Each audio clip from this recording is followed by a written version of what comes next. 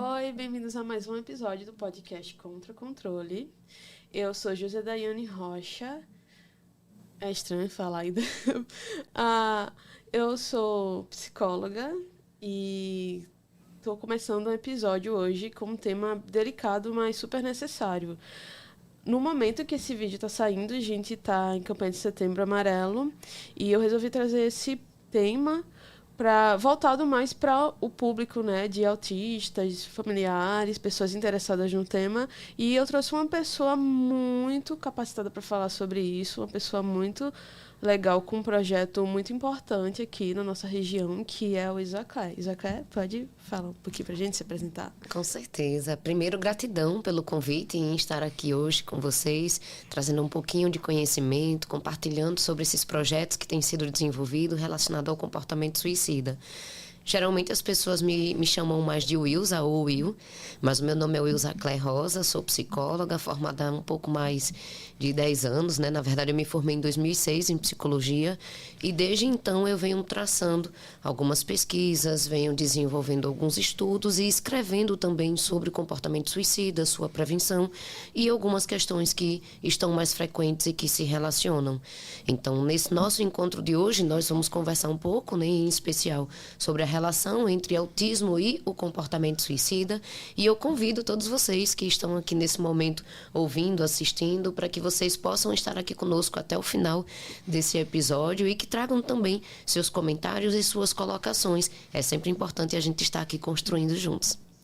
Então, Elza, antes de a gente começar, né, fazer algumas perguntas mais voltadas para esse tema, você poderia falar um pouquinho para a gente sobre o seu projeto, né? Você tem uma instituição aqui, né, na região que é voltado para esse público. Fala um pouquinho para a gente como é que funciona. Sim.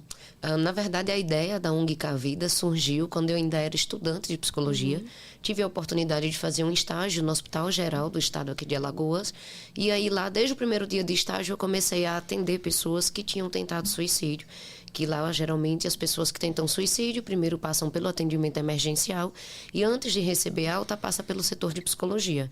Então, eu percebi o quanto que era relevante aquele momento da escuta, do acolhimento e, em especial, do direcionamento também daquelas pessoas para algum local de referência. E aí, lá atrás, em 2006, eu ainda não tinha. Na verdade, eu tinha o quê? Os CAPs, que são os Centros de Atenção Psicossocial, ou eu também tentava ver alguma unidade básica de saúde mais próxima da residência daquela pessoa para tentar direcioná-la para que ela tivesse um acompanhamento ali após aquele momento do atendimento emergencial. E aí foi quando surgiu essa ideia. Por que não ter um local que fosse especializado, que trabalhasse especificamente com essa demanda? Eu comecei a perceber que trabalhar com a prevenção do suicídio era algo mais específico. Exige uma qualificação maior dos profissionais, exige uma ação diferenciada com relação a uma série de questões. E aí foi quando surgiu a ideia de um local que fosse referência. Nessa época, depois que eu me formei, eu tentei abrir esse local através da Secretaria de Saúde, Secretaria de Assistência, enfim, tentei apoios governamentais, mas infelizmente não foi possível. Esse projeto ficou engavetado aí de 2006, 2007 até 2012, e aí foi quando uma amiga assistente social comentou que eu poderia abrir como uma ONG. Então, ao saber dessa informação, eu tentei buscar amigos, pessoas conhecidas que tivessem interesse, que também quisessem abraçar a causa. E aí foi quando a gente, em maio de 2012, inauguramos o Centro de Amor à Vida, que depois mudou a nomenclatura para Centro de Promoção à Saúde, Educação e Amor à Vida, mais conhecido como Cavida, e que nós estamos aí há 11 anos já, trabalhando de maneira voluntária. Temos a nossa sede atualmente no bairro de Cruz das Almas, aqui na cidade de Maceió, onde lá nós ofertamos atendimentos gratuitos presenciais e também atendimentos online. E, além dos atendimentos que são oferecidos lá, nós desenvolvemos algumas ações ao longo do ano todo. Então, por exemplo, criamos algumas campanhas, como no Janeiro Branco, que a gente tem ali a promoção da saúde mental. Nós temos também a campanha do Setembro Amarelo, que a gente está na construção, para que em breve a gente também tenha algumas ações direcionadas.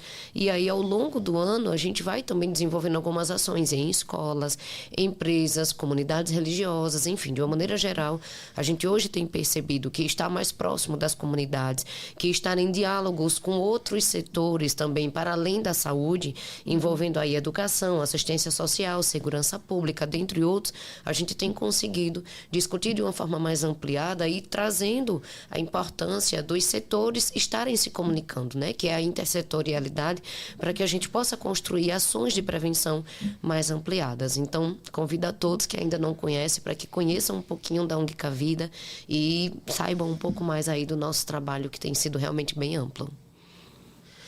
É um trabalho muito bonito, muito importante que vocês desenvolvem, sabe? E eu, quando estudante de psicologia, eu fiquei sabendo, né, da instituição. Inclusive, eu até me interessei em saber um pouco mais. E eu queria saber se vocês, por exemplo, aceitam estudantes ou profissionais como voluntários. Sim, todo o nosso serviço ele é voluntário. Todas as pessoas que contribuem com a instituição são ou estudantes ou profissionais de diversas áreas, não só da psicologia, mas que tenham interesse em contribuir. E aí, geralmente, nós abrimos 2 editais por ano, onde nós fazemos um processo seletivo, fazemos um treinamento e, em seguida, as pessoas começam a realizar ali as suas ações de forma mais prática. Então, para as pessoas que têm interesse em fazer parte também, em ser voluntárias, convido para que vocês acessem lá no nosso Instagram, é só colocar @ONGCavida, e aí lá tem todas as informações. Então, no momento, a gente não está ainda com o edital aberto, mas como abrimos 2 vezes por ano, então as pessoas que têm interesse acompanhem as nossas páginas, porque quando a gente abrir o próximo edital, você já pode se inscrever e contribuir. Tá bom. Então, entrando um pouquinho no assunto, porque eu li, algum tempo atrás, algumas pesquisas, vi algumas matérias também online falando sobre essa relação, né, do comportamento suicida entre pessoas no espectro autista, mais em especial em pessoas no espectro autista nível de suporte, que não possui DI comórbido, sabe? E a gente sabe, quem convive com pessoas do meio, que tem uma série de questões ao longo da vida dessas pessoas, sabe? Como dificuldade de acesso a políticas públicas, quando tem relação com diagnóstico tardio, sabe? Um longo período da vida, assim, sem se conhecer, sem ter uma atenção adequada, e tudo isso pode acabar, né, acarretando nessa questão. Inclusive, alguns chegam finalmente ao diagnóstico a partir de algum outro problema de saúde mental, de sofrimento mental, e aí a partir dessa questão acaba se avaliando, né, as causas por trás e acaba chegando nesse diagnóstico. Mas, assim, eu queria saber se você já teve contato durante a sua jornada em algum caso parecido, assim. Na verdade, Josi, na minha prática profissional, eu não tive tanto contato com pessoas que fossem autistas e que também tivessem um comportamento suicida. O que eu tenho percebido são mais algumas pesquisas, em especial pesquisas fora do Brasil e pesquisas grandes. Então, tem uma que foi realizada em Estocolmo, que foi uma grande pesquisa, com, se não me engano, foram 2 milhões de pessoas, 2.000 pessoas, enfim, que participaram.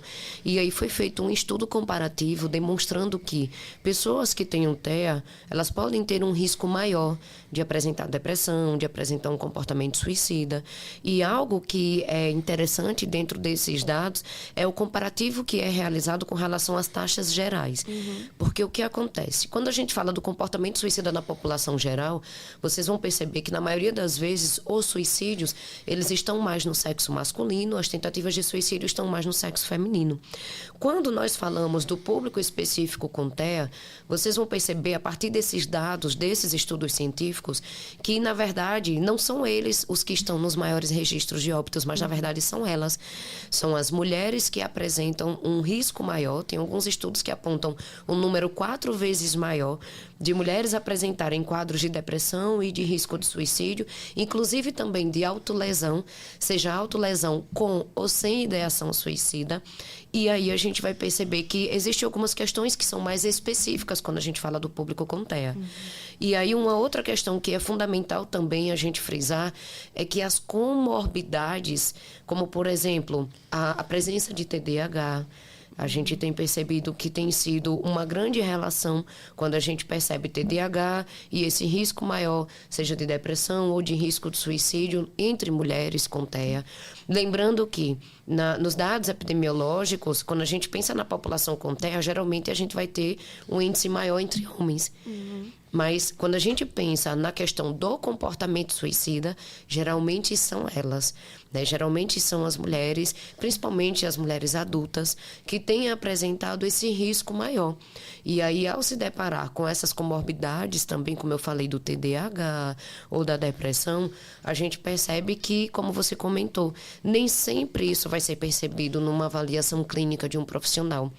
Às vezes, o profissional fica ali só no foco, por exemplo, do TDAH, ou fica ali, por exemplo, no foco de algum transtorno de ansiedade ou da depressão, e não percebe que muitas vezes também a pessoa tem o quadro do TEA e também tem associado aí o risco de suicídio.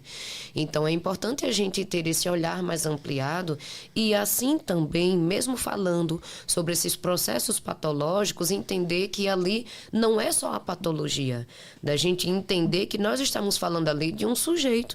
A gente está falando ali de uma pessoa que apresenta algumas características, sejam elas patológicas ou não, de transtornos mentais ou não, e que ali a gente precisa ver a totalidade e não achar que aquela pessoa seja o transtorno, né? E não achar que aquela pessoa, por ter, por exemplo, TEA, isso vai ser o gerador de um risco maior de suicídio. Não necessariamente. Então, eu sempre friso a importância da gente ter esse olhar mais ampliado, de avaliar cuidadosamente, de entender que se existe essa possibilidade maior de depressão ou de um risco de suicídio na população com TEA, então isso mostra que a gente precisa ter terapêuticas mais ampliadas e de não só focar nesses aspectos que às vezes são vistos como aspectos patológicos.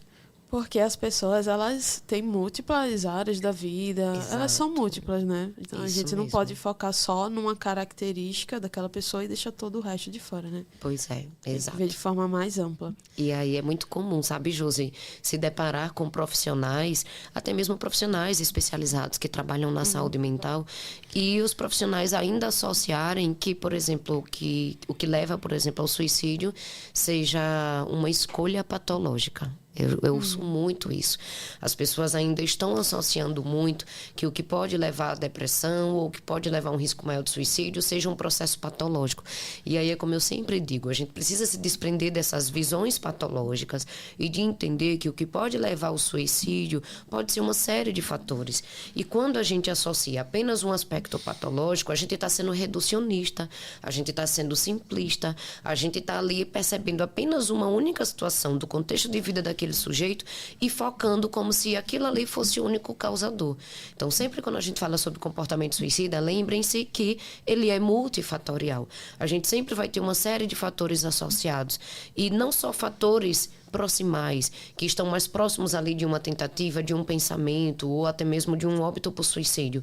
Então, se desprendam dessas visões reducionistas e entendam que ele é complexo, entendam que o comportamento suicida ele vai envolver vários fatores, sejam eles fatores mais próximos do fato ali ocorrido ou fatores mais distantes.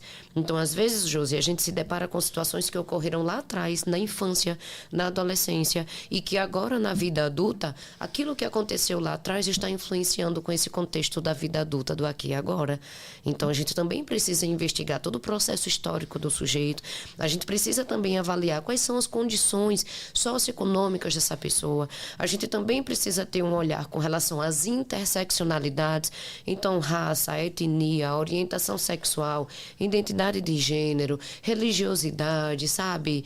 Tudo isso está entrelaçado para a gente entender de uma maneira mais ampliada o que naquele momento pode ser ali fatores de risco que pode de repente estar levando aquele sujeito a pensamentos ou a ideações mais frequentes e um risco maior de suicídio. Quando a gente escuta falar sobre esse tema, né, ainda hoje existe um tabu. Sim. É um tema delicado, algumas pessoas não gostam, outras falam, mas preferem dar significados mais simples. Fulano teve essa atitude porque ele é assim. Ele fez isso porque, assim, como você acabou de falar, né? Ele tem uma série de questões envolvidas, né? Uma questão complexa que ela não vem de uma única motivação, sabe? E é muito importante frisar isso, porque a gente não pode dar soluções simples para questões complexas. Exato. Então,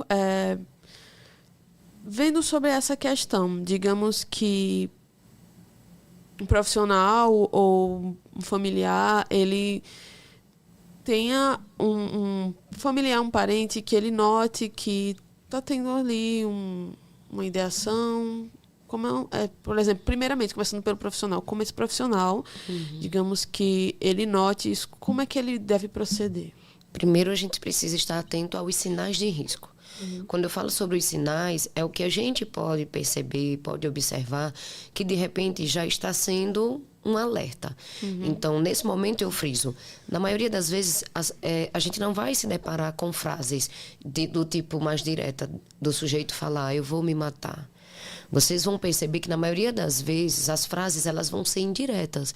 Então, a pessoa muitas vezes comenta, não suporto mais, eu não aguento mais viver, eu não estou nem me aguentando, eu quero sumir, não ver nada, nem ninguém. Então, ao se deparar com essas frases mais indiretas, a gente precisa valorizar. A gente precisa levar isso em consideração e a gente precisa conversar abertamente sobre isso.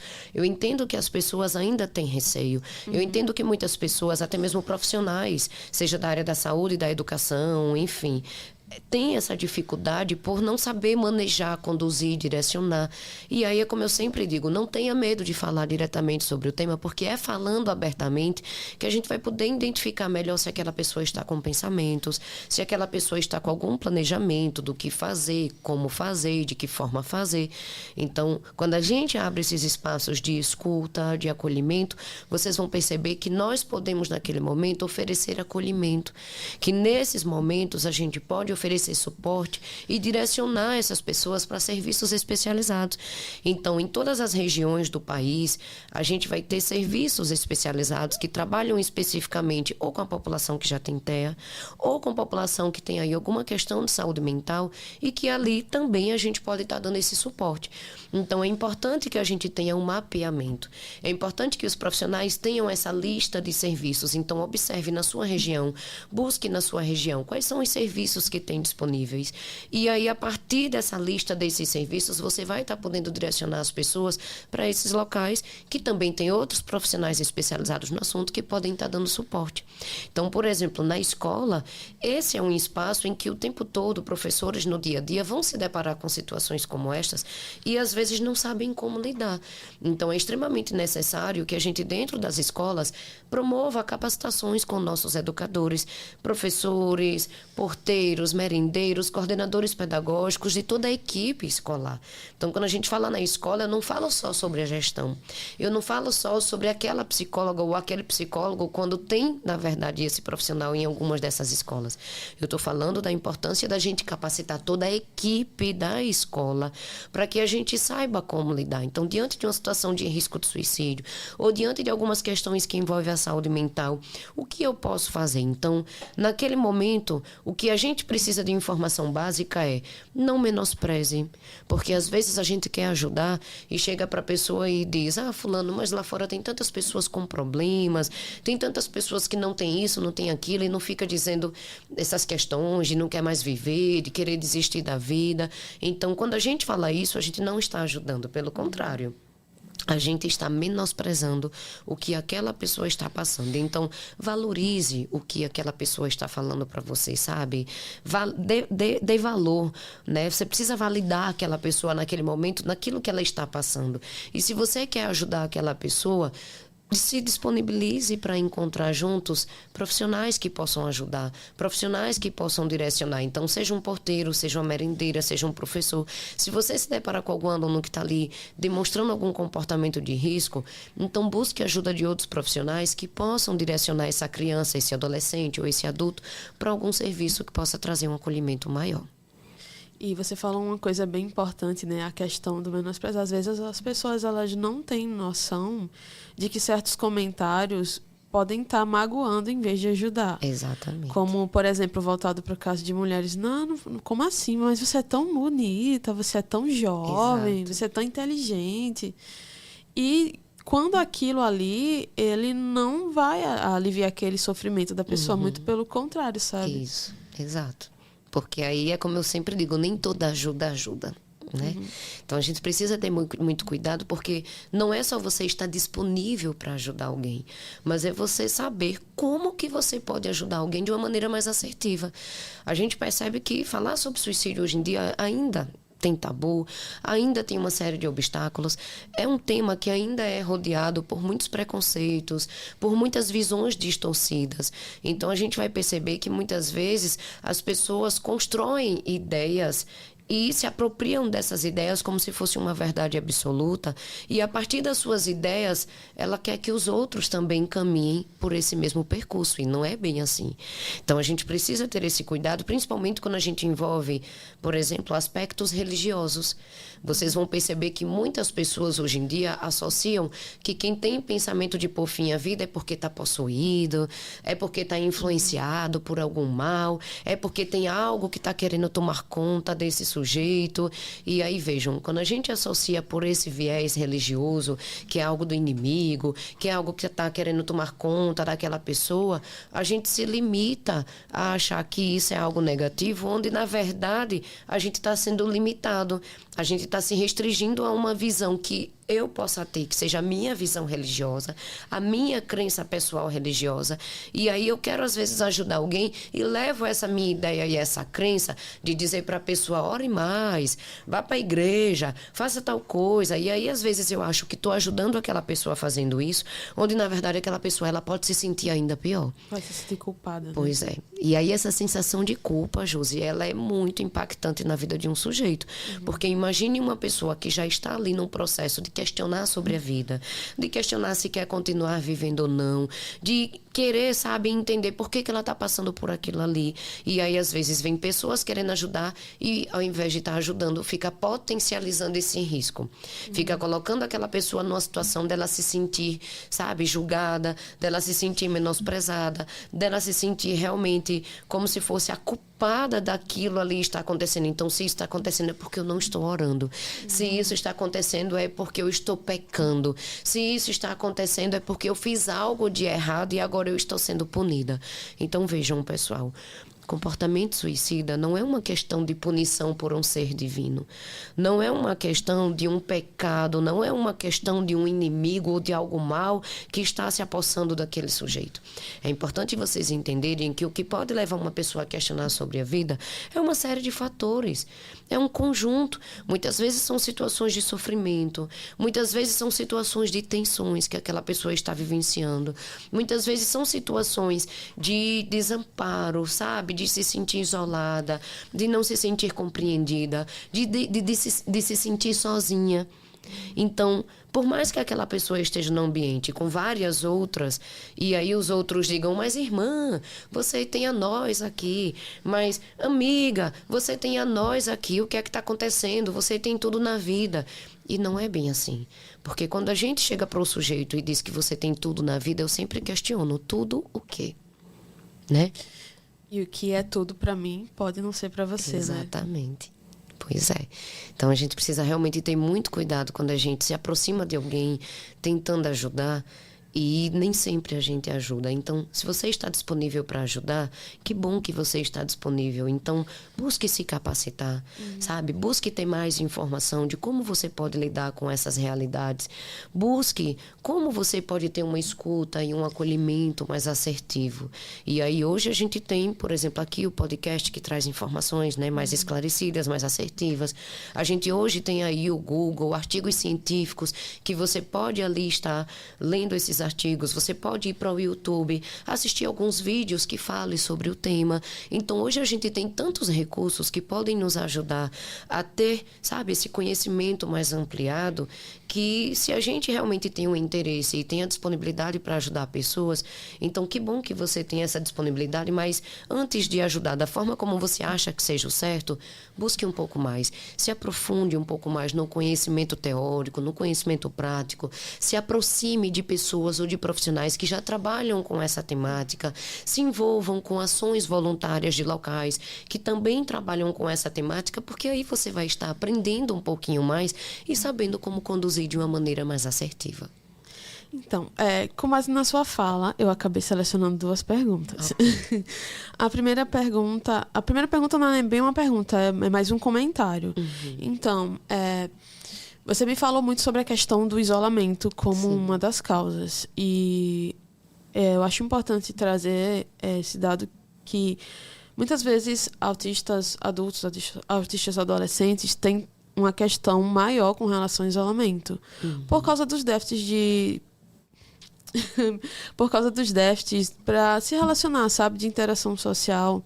Sim. E não só por causa disso, às vezes a socialização em si é um pouco mais desgastante, um pouco mais cansativa. Exato. Então, esse público, às vezes, ele acaba se isolando mais, não tendo tantos amigos, não tendo tanta convivência social, por causa dessa dificuldade em socializar, ou alguns até conseguem socializar, mas é assim, utilizando um masking.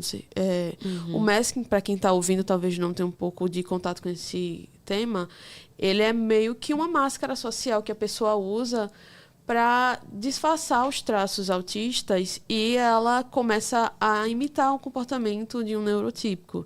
Então, é desgastante, é cansativo e essa pessoa, após socializar, ela se sente muito esgotada. Então, tem essa questão da socialização prejudicada por isso. Alguns não têm amigos, não convivem socialmente, alguns convivem socialmente, mas pagam um preço bem caro por isso. Então, é uma questão que surge muito nesse público, Sim. a questão do isolamento. Exato. E aí, nesse processo de isolamento, é onde a gente precisa realmente ter esse olhar mais atento. Então, quem são as pessoas que convivem com esse sujeito, né? A gente precisa entender que, por mínimo que sejam as relações sociais, mas na maioria das vezes existe ali um mínimo de convivência. Nem que seja uma convivência, por exemplo, com um vizinho, se for alguém que mora sozinho, ou uma convivência com um parceiro, uma parceira, se aquela pessoa se relaciona com alguém ali que ela convive. Então, a gente vai perceber que, por mínimo que seja, aqueles que estão mais próximos precisam ter esse cuidado, sabe? Sim. De entender que é necessário, sim, respeitar o espaço do outro, entender que em alguns momentos vai existir esse isolamento maior e, ao mesmo tempo, ter esse cuidado de tentar ir se aproximando aos poucos, de tentar ir abrindo espaços de diálogo para que aquela pessoa possa perceber que ela não está sozinha. Então, o isolamento, muitas vezes, é até uma necessidade de proteção que aquela pessoa está tendo naquele momento. A gente se depara com tantas situações que, quando a gente tem um contato maior social, às vezes a gente se sente mal, porque a gente às vezes se sente ameaçado, às vezes a gente se depara com situações que mexem conosco. Então, às vezes, a gente até para uma situação mesmo de proteção, a gente termina tendo esse isolamento maior. E aí é como eu sempre digo, o isolamento, ele pode ser um fator maior de risco, e aí é onde a gente precisa tentar criar estratégias para que mesmo nesses momentos de isolamento a gente saiba como respeitar esse espaço, não ser invasivo, mas ao mesmo tempo, de forma cuidadosa, demonstrar que existe alguém que está ali próximo, existe alguém ali que se preocupa, existe alguém ali que também quer, por exemplo, fazer um programa como assistir um filme junto, comer uma pipoca ou fazer alguma outra coisa em conjunto, e aí a gente poder perceber o que é que interessa àquela pessoa. Então, ela está ali naquele espaço dela, ela naquele momento quer ficar mais reclusa, mas o que é que ela tem de interesse? O que é que naquele momento, naquele espaço do isolamento, ela também pode estar fazendo que ela se sinta confortável? Então, tem pequenas coisas, às vezes, no dia a dia, que a pessoa ela pode estar fazendo nesse processo de isolamento, e são momentos em que pode ser aproveitados para que ela se sinta mais confortável, para que ela, por exemplo, se sinta mais à vontade para fazer algo naquele momento em que ela está ali mais isolada. Então, é como eu sempre digo assim, sabe? Se a gente tiver esse olhar cuidadoso, se a gente poder perceber melhor o que é que interessa, o que é que a pessoa realmente se sente bem em fazer, e se a gente não desiste também, sabe? Se a gente não larga, porque às vezes quem convive, quem está próximo, diz, fulano é assim, gosta de ficar trancado no quarto, então não vou mexer, vou deixar lá, porque é o espaço dele ou dela. Então, entenda que é importante respeitar o espaço do outro, é importante não ser invasivo, mas também não deixar de lado e achar que esse seja o caminho. Não. A gente precisa, sim, respeitar o espaço do outro, não ser invasivo, mas demonstrar que existe alguém ali que está próximo, que existe alguém ali que se preocupa, que existe alguém ali que quer contribuir, que quer também, de alguma forma, ajudar, sabe? E de poder criar essas condições e esses apoios. É extremamente necessário. E aí, quando a gente entende o que é que o outro gosta, o que é que o outro se sente bem e confortável em fazer, isso já nos ajuda para alguns caminhos. E tem surgido muitos grupos, né, de autistas adultos, até grupos de WhatsApp, de outras redes sociais, onde a pessoa ela pode entrar em contato com pessoas que têm vivência parecida, que têm gostos parecidos, né? Isso. Não significa que todo mundo que está ali no grupo tem o mesmo gosto, não significa, entendeu? Mas, quem sabe, né, você pode poder ter contato com outras pessoas que têm algumas questões parecidas com as suas, ajude a você se sentir um pouco mais pertencente, sabe? Sim, com certeza, né? Eu acredito que, nem que seja de forma virtual, como você está trazendo como exemplo, é extremamente necessário e importante quando a gente tem outras pessoas que a gente se identifica, outras pessoas que também passam por processos semelhantes.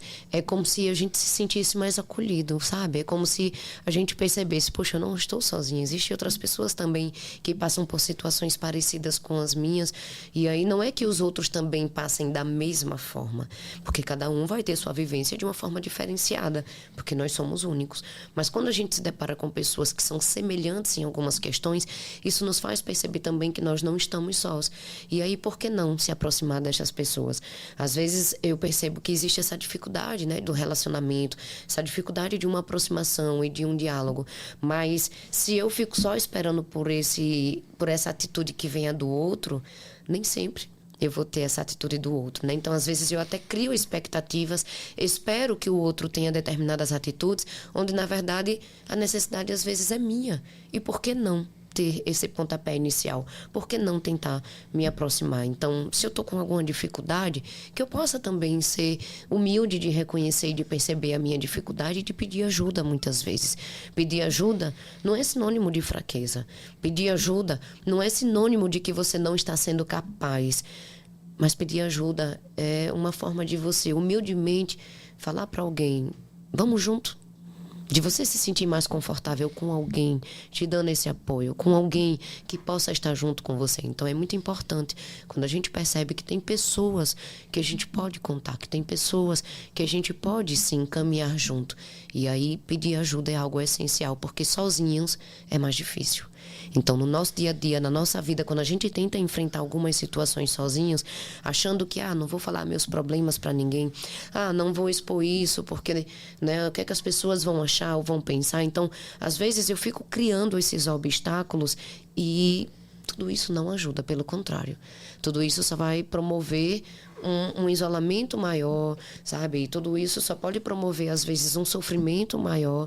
Então, achar que está dando trabalho para os outros, ou achar que os outros não vão resolver meus problemas, ou achar que compartilhar algo com os outros não vai resolver nada, talvez seja uma percepção limitada. Então, a gente precisa entender que em vários momentos da nossa vida é importante a gente poder, sabe, ter o apoio de outros, de outras pessoas, e perceber que existem outras pessoas disponíveis para ajudar. Isso pode ser um caminho.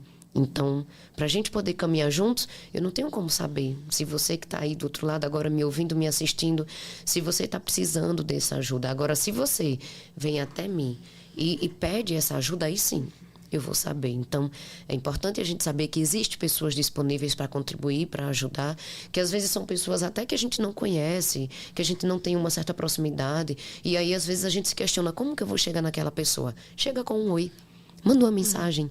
Se você minimamente mandar um oi, mandar alguma mensagem para aquela pessoa, já vai ser um sinal que você vai estar dando para aquela pessoa de que você quer se aproximar dela. E aí, quem sabe isso aí pode ser já um caminho para a gente poder ter esse apoio maior. E é muito importante, sabe? Esse primeiro passo de pedir ajuda. Exato. E tem que ser muito forte. Sim. Tem que ser corajoso para fazer, porque pedir ajuda não é sinal de fraqueza, muito pelo Exato. contrário. Pois é. Então, a gente está começando a se aproximar do finalzinho do episódio. E eu não posso deixar esse episódio finalizar sem você apresentar os seus livros, né, que você escreveu. Eu vejo muito, assim, nas redes sociais. Eu vi também que você vende eles online, tem link de acesso. Explica um pouquinho pra gente como acessar os seus livros. Joia. Na verdade, eu tenho 3 livros, né, que foram publicados, sendo que no momento nós só estamos com 2. Um já está esgotando, que é o Comportamento Suicida e o Acolhimento das Suas Expressões, onde nesse livro eu trago um pouquinho sobre vários aspectos que envolvem a finitude, aspectos gerais que envolvem o comportamento suicida. Trago algumas reflexões com relação a questões que às vezes são colocadas como fatores de proteção e que nem sempre são fatores de proteção, como a questão dos relacionamentos amorosos. Falo também um pouquinho sobre a identificação em algumas artes, como na música, na poesia, enfim. Então, é um livro que eu trago uma série de questões que eu considero relevante para quem tem interesse nesse processo do acolhimento, de como acolher, de como lidar com o tema. Um dos capítulos eu discuto sobre a didática do ensino, e aí quando eu falo sobre a didática do ensino, eu falo em especial direcionada a pessoas que têm um processo de fazer palestras, rodas de diálogo, de trabalhar com um tema em algum espaço. Então, quando eu falo da didática do ensino, eu comento um pouco que nós precisamos falar um pouco mais sobre a questão do comportamento suicida, sua prevenção, mas a gente precisa saber como falar. Então, eu trago um pouco das habilidades necessárias para quem seja esse facilitador, essa facilitadora dessas discussões, enfim. Então, é um livro realmente que traz uma série de questões teóricas, uma série de sugestões também de atividades práticas e que, com certeza, para quem se interessa pelo tema, é realmente rico em muitos conhecimentos. Então, esse é um livro que está já se esgotando, então quem tiver interesse, ainda existem alguns exemplares. Vocês podem estar entrando em contato diretamente comigo através do Instagram, o Will Psicologia. Lá tem um link que direciona para a mensagem através do direct ou através do meu WhatsApp. Então, as pessoas podem estar entrando em contato diretamente comigo, que eu posso enviar para vocês. E o mais recente, que foi publicado no ano passado, é o Comportamento Suicida na Escola e no Contexto Universitário. Esse é um livro direcionado para profissionais de educação, para pessoas que lidam com o contexto educacional, seja ele escolar ou acadêmico, universitário. Então, neste livro, eu trago sobre alguns aspectos relacionados à infância, à adolescência. Falo do contexto acadêmico também para os universitários, que muitas vezes apresentam um risco maior de comportamento suicida. Nesse livro, eu falo como que a gente pode criar estratégias de prevenção na escola, na universidade, como que a família também pode participar desses processos. Comento também um pouquinho sobre a pós-venção, que é quando ocorre um suicídio e aí após o suicídio o que fazer. Que às vezes as pessoas acham que agora a pessoa já morreu, não tem mais o que fazer. Pelo contrário, quando ocorre um óbito, a gente precisa criar estratégias para lidar com esse luto, que é um luto diferenciado. Então, esse é um livro específico para pessoas que estão dentro de um contexto escolar, acadêmico e para quem também se interessa por essa temática nesse público específico. Então, deixo aqui para vocês, né, o convite para que conheçam um pouquinho mais do meu trabalho através dos livros ou através das redes sociais, o Will Psicologia. Conheçam também a ONG Cavida, é só você acessar lá o Instagram, @ONG Cavida, e estaremos aí disponíveis para a gente poder trocar figurinhas e construir juntos estratégias de prevenção do suicídio. Deixa um recadinho final para os ouvintes. Gente, agradeço demais, Josi, por esse momento, foi muito rico. Quero dizer para vocês nesse momento que, independente de quais sejam as questões que possam levar você a algum momento questionar se vale a pena continuar vivendo ou não, de tentar talvez encontrar sentido para essa vida ou não, por mais que ela apareça sem sentido, por mais que ela apareça, sabe, sem graça, sem caminhos, sem possibilidades, eu sempre comento que diante dessas realidades, muitas vezes a gente precisa apenas ter mais alguém aí junto para nos ajudar a pensar. E aí entendam que se abrir, se permitir para buscar ajuda de profissionais, isso é algo muito importante. Então, se você não se sente confortável ainda para buscar algum profissional, você pode de casa ligar para 188, que é o CVV. Você pode ali naquele momento, através do telefone, desabafar. Ou você pode também encontrar pessoas que estejam disponíveis para te auxiliar a encontrar possibilidades para além do suicídio. Então, entenda que nesses momentos, por mais difíceis difíceis que sejam, a gente pode enfrentar, a gente pode encontrar caminhos, mas para que a gente possa encontrar esses caminhos juntos, eu preciso que vocês se permitam, pelo menos, a buscar estes profissionais, a buscar estas pessoas, a sinalizarem para estas pessoas que vocês estão precisando desse suporte maior para que a gente possa construir aí caminhos juntos. Então, gratidão, estou aqui disponível e que vocês possam estar aí também questionando, refletindo e percebendo o quanto que é importante nesses momentos da vida a gente caminhar por alguns outros percursos. Quem sabe eu possa, de algum momento, com vocês, auxiliar. E acredito que aqui também, né, Josi, o podcast que você está à frente, você também é uma pessoa que está aí levantando a bandeira também dessa causa, né, se disponibilizando. Então, que aqui também seja mais um dos recursos que a gente tem para a gente poder construir juntos algumas estratégias de prevenção. Gratidão.